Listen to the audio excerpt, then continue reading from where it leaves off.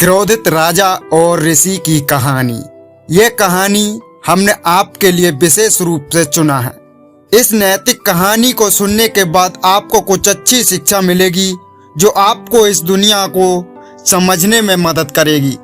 इसे लिखने में हमने आपके साथ क्रोधित राजा और ऋषि की कहानी साझा किया है, जो ढोलकपुर साम्राज्य राजा और उसी साम्राज्य में रहने वाले एक प्रसिद्ध ऋषि की है। और ये कहानी सभी कहानियों में से एक अच्छी शिक्षाप्रद कहानी है और हम इसलिए आशा करते हैं कि हमारी ये क्रोधित राजा और ऋषि की कहानी आपको बहुत अच्छी लगेगी। तो चलिए कहानी को शुरू करते हैं। एक बार की बात है, ढोलकपुर साम्राज्य में एक प्रसिद्ध ऋषि रहते थे। उसे लोगों के भाग्य बताने के लिए जाने जाते थे। ढोलकपुर साम्राज्य में हर कोई उनके बारे में और उनके भाग्य बताने के कौशल के विषय में जानता था। एक दिन राज्यों के राजा और ऋषि के बारे में सुना।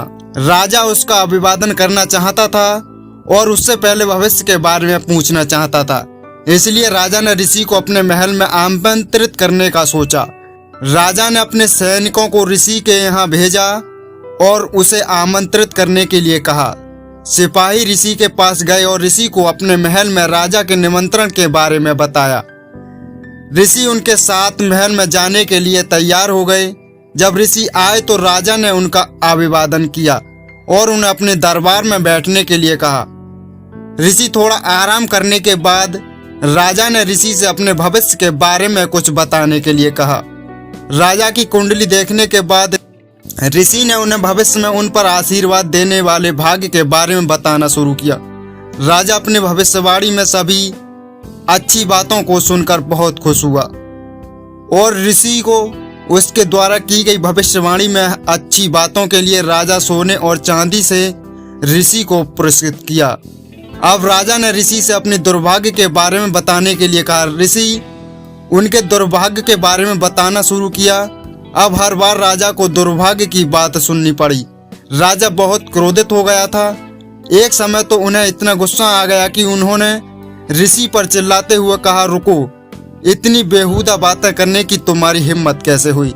राजा ने अपनी तलवार निकाली और उसे ऋषि की ओर इशारा करते हुए, मैं तुम्हें अपनी मृत्यु का समय बताने का आदेश देता हूँ।